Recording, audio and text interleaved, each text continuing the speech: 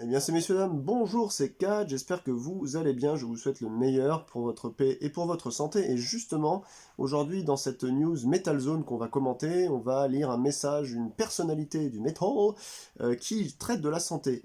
Il y a quelques jours, c'était le 29 décembre, nous avions fait un live sur cette chaîne qui a été aussi interdit à la monétisation. Allez, ça y va, parce qu'en ce moment, je les cumule, je sais pas pourquoi. Un gros mot de trop, une interjection qui passe pas, voilà, un artiste qui automatiquement fait une requête de droit et c'est fini en fait, ça part à la poubelle. Bref, je viens pas parler de ça, mais là on parlait justement dans ce live du 29, à un moment donné, de l'alcool, je vous expliquais comment moi j'en étais sorti, etc. Je me considère toujours comme un malade alcoolique, après maintenant 9 ans d'abstinence. Du coup, là, on va lire eh bien, cette news de Metal Zone qui parle pardon, de Mark Morton, de Lamb of God. Et vous allez voir, c'est une news qui date du 28 décembre 2024. Une toute petite news, hein. Qu'est-ce que je voulais vous dire de plus? Bah oui, alors si vous voyez que depuis plusieurs vidéos, en fait, j'ai ce truc-là, et que je suis positionné de la même manière, c'est que je tourne les vidéos, bien entendu, d'affilée, puisque il faut que je sois à mon PC qu'à certaines heures, sur des créneaux, etc. Et je peux pas, en fait, faire tous les jours, voilà, de l'aller-retour et compagnie, il faut que je fasse d'autres trucs ici, donc excusez-moi si ça vous paraît un petit peu à la chaîne, mais c'est le meilleur moyen pour moi de m'y retrouver. Vous pouvez vous en sortir. C'est une citation, hein. Mark Morton de Lamb of God célèbre 6 ans de sobriété avec un message d'espoir. Mark Morton, guitariste du groupe de métal américain Lamb of God, a annoncé fièrement qu'il célébrait 6 ans de sobriété. Ce témoignage, marqué par une profonde honnêteté, vise à inspirer ceux qui luttent contre la dépendance. Un message personnel et universel. Le 27 décembre, Morton a partagé sur les réseaux sociaux, je cite, ce matin, je me suis réveillé avec 6 ans d'abstinence. Cela fait suite à des décennies de consommation quasi quotidienne, aggravée par une addiction progressive aux opiacés au cours des 6 dernières années, qui a failli me TUER. Je partage cela au cas où quelqu'un se sentirait aussi désespéré, impuissant et paralysé par la A2DICTION. Excusez-moi, de la news là, mais ils vont vraiment nous faire parler comme des débilos, quoi. Si je dis ça, vous l'avez compris, hein, c'est que maintenant, quasiment toutes mes vidéos maintenant tombent en annulation de monétisation. Ça tombe en limité ou en... Et ça, c'est à cause de ça, hein. Il y a la politique YouTube, ils ont choisi des mots. Alors je sais pas si c'est au hasard, mais des mots, voilà. C'est des mots d'une langue, hein, qui nécessairement définissent quelque chose. Et quand vous dites ces mots, ils considèrent que vous faites la promotion de ces trucs.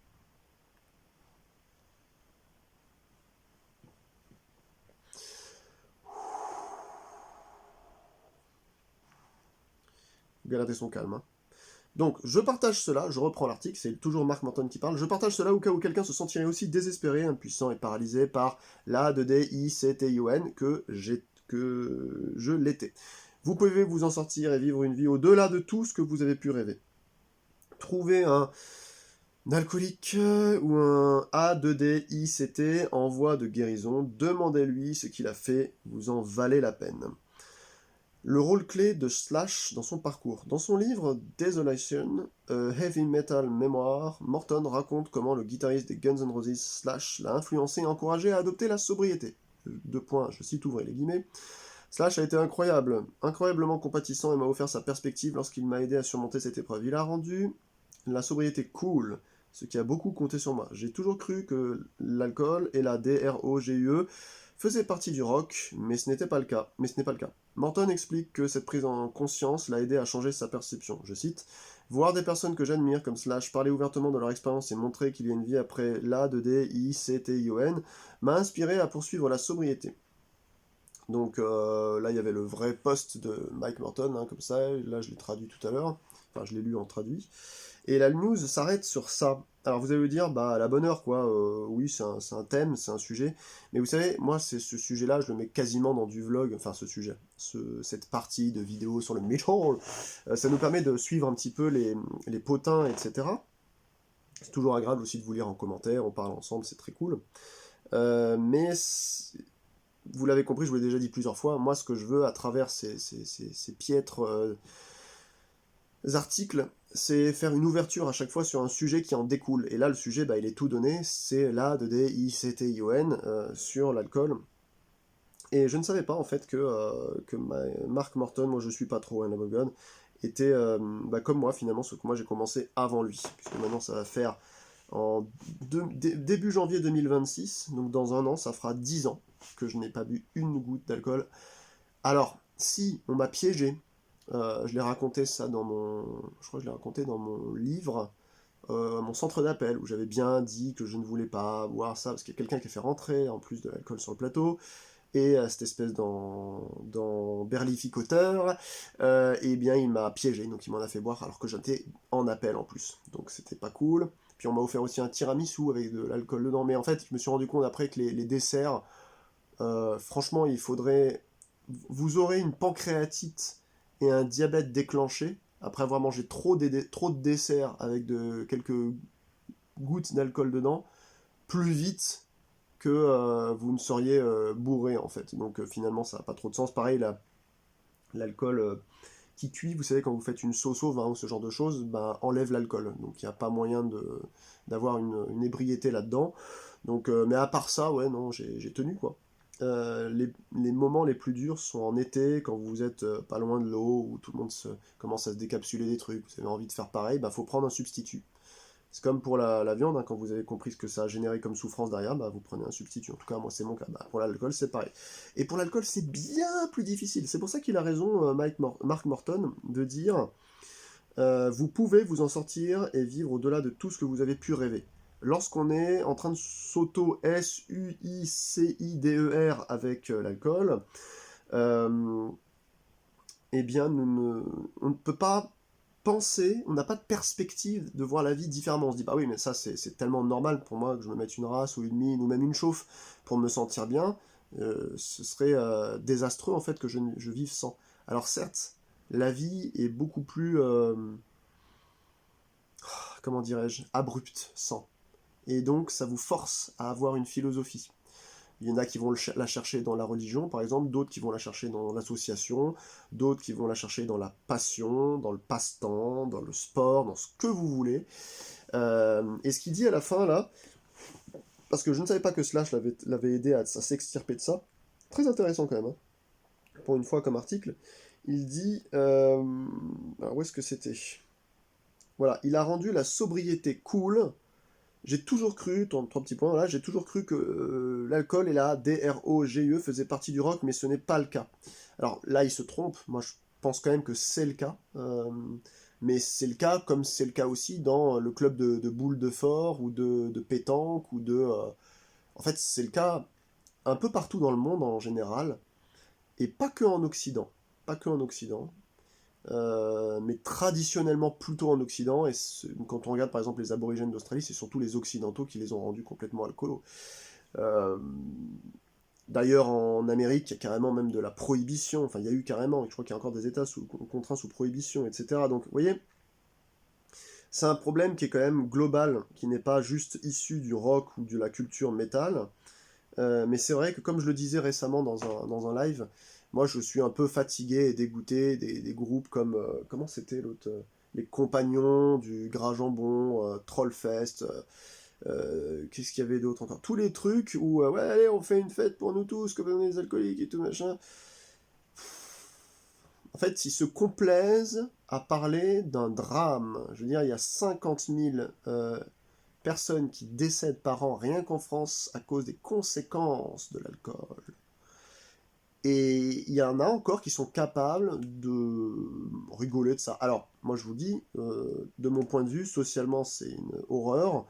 Donc je m'inscris, moi, pour aider le plus possible les personnes. Si vous avez besoin de mon aide, d'ailleurs, si vous avez envie, vous vous dites, tiens, il faudrait que j'en sorte un jour, je le suis. Parce que si vous buvez tous les jours ou tous les 2 jours, considérez que vous l'êtes, hein. Même si c'est des petites quantités. Donc si vous savez pas en fait à quelle porte taper, vous me faites un petit mail là sur mesvieilleriesYT@gmail.com, j'ai mis ça dans la description, et moi j'en parlerai pas, hein, c'est juste entre nous, je vous dirai comment j'ai fait moi pour ouvrir les portes qu'il fallait, me faire aider, prendre en charge, ce qui m'a accompagné, etc. Ce qui sera vrai pour moi, ce sera pas forcément vrai pour vous, mais ça pourra vous donner une idée de comment faire pour pouvoir vous extirper de ce truc-là. Je suis, euh, je suis pas trop dans la mesure, moi, parce que j'aimerais, enfin, dans ma vie, je vous parle du 3615 ma life là, après on revient sur l'article, mais dans ma vie, je cherche la mesure, en général, sauf que, c'est-à-dire la mesure, c'est ne pas aller dans un extrême ou dans l'autre. J'essaie d'être pondéré. Sauf que quand vous savez, comme moi, que vous êtes un addict, c'est-à-dire que vous avez une maladie d'addiction, ça peut être au SEXE, ça peut être à l'alcool, ça peut être à la DROGUE, ça peut être à plein de choses, le jeu d'argent, etc. Ben vous vous doutez que c'est un ennemi qui plane toujours au-dessus de votre tête. Donc au lieu de tenter la mesure, moi je suis sur l'extrême là-dessus, je suis obligé de me l'interdire. Il y a des gens, ils vont arrêter l'alcool, et puis quelques mois plus tard, quelques années plus tard, ils vont s'autoriser, par exemple, un verre le dimanche soir avec Bobonne, ou une fois une petite murge tous les anniversaires, des trucs comme ça. Et ils arrivent à tenir. Ça veut dire beaucoup de choses. Ça veut dire qu'ils ne sont pas addicts. Quand vous êtes addict, c'est autre chose. C'est vous retouchez au truc, et c'est reparti en fait. Donc, il y a des niveaux, hein. Il n'y a pas on l'est ou on l'est pas. Il y a un peu addict, énormément addict, etc. Donc moi je trouve que c'est assez valorisant de voir quelqu'un comme Mark Duhan Morton là, qui nous explique finalement qu'il promeut ça. On entend tellement souvent, comme je vous le disais à l'instant, de personnes qui sont là, ah bah, carrément, voyons, on se mur, j'ai machin. Enfin, je sais plus c'est quoi les trucs de rigolus là, dans les festoches, les concerts, les soirées privées autour de cette, de cette DROGE qu'est l'alcool. Et donc ça fait plaisir et je sens une sorte de vent frais arriver grâce à Mark Morton. Il y en a sûrement d'autres, hein. Il y en a plein qui n'en parlent pas. Là, l'article montre lui. Si vous en connaissez d'ailleurs, hein, des abstinents ou des straight edge dans le milieu du métal, n'hésitez pas à me le marquer en commentaire. Je ne les connais pas tous. Je sais que généralement ils en font un peu la promotion. Parce que c'est vrai que c'est un vrai bonheur. En fait, vous vous inscrivez en différence avec tous les autres du public, tous les autres de vos amis, tous les autres que vous pouvez côtoyer. Il y a une sorte de religion un peu malsaine globale qui englobe en fait ces habitudes nauséabondes. Et vous, si vous avez la force d'âme et la force de caractère de dire c'est moi qui décide pour mon foie, mon pancréas, ma rate et ma santé et mes reins et tout finalement, parce que ça déglingue tout, hein, de mettre un terme à ce truc-là, bah déjà ça vous offre des années de vie. Et ça c'est le seul véritable cadeau que vous pouvez recevoir de la nature. Parce que ça s'achète pas la vie, hein. Ça s'achète pas. Soit vous la préservez, soit vous la piétinez. Donc là, bravo à lui. Ensuite, hein, ce que je viens de dire, ne le prenez pas mal, hein. Moi, je me battrai toujours maintenant contre l'alcool. L'addiction, je peux pas me battre contre, c'est une maladie. Voilà. Quand vous êtes alcoolique, c'est que vous êtes déjà un addict qui est tombé dans ce produit-là. Vous auriez pu être un addict qui aurait pu tomber sur un autre produit. Donc je peux pas être contre l'alcool, moi. D'ailleurs, je juge personne contre l'alcool. Par contre, ce que je peux faire, pardon, c'est aider les personnes qui me disent j'ai un problème avec celui avec lequel moi j'ai eu des problèmes, à savoir l'alcool, et tendre une main pour vous expliquer en fait les marches à suivre et surtout l'espoir, vous fournir aussi des informations que j'ai pu glaner lors de mes rendez-vous chez les AA. Les AA, ce sont les alcooliques anonymes. Euh, il faut, je crois qu'il faut croire, il faut avoir de l'espérance et de l'espoir, et on va toujours beaucoup plus loin quand on est motivé par quelqu'un, si on pense ne pas avoir assez de rage, de culot, de volonté, appelez ça comme vous voulez. Et donc, effectivement, dans un milieu comme celui du rock, c'est encore plus difficile, dans le métal, quoi, notamment, de s'extirper de ce truc-là. Et donc ça, pour moi, on devrait en faire la promotion tout le temps. Puisqu'il y a de la promotion bête et méchante pour favoriser en fait les cirrhoses, que dès que vous rentrez en Occident dans un magasin, vous avez directement en tête de gondole les Heineken et compagnie, alors que c'est 50 000 morts évitables par an, il faut aussi rééquilibrer la balance. C'est ce que j'essaie de faire aussi avec le végétarisme, pour essayer de montrer un droit chemin, etc. Donc voilà, n'hésitez pas, hein, si vous avez des questions, soit en com, soit vous me faites un mail, et dites-moi ce que vous pensez de sa position, son positionnement par rapport à la scène. Je trouve que c'est quand même relativement courageux. C'est pas, il y en a qui vont peut-être dire des mauvaises langues, ils vont peut-être dire ouais, il veut se faire une pub et tout. Non, je pense pas. Encore une fois, Lamb of God, est-ce que ça a vraiment besoin de faire d'avoir de la pub? Non, je pense qu'il est juste fier de ce qu'il est devenu.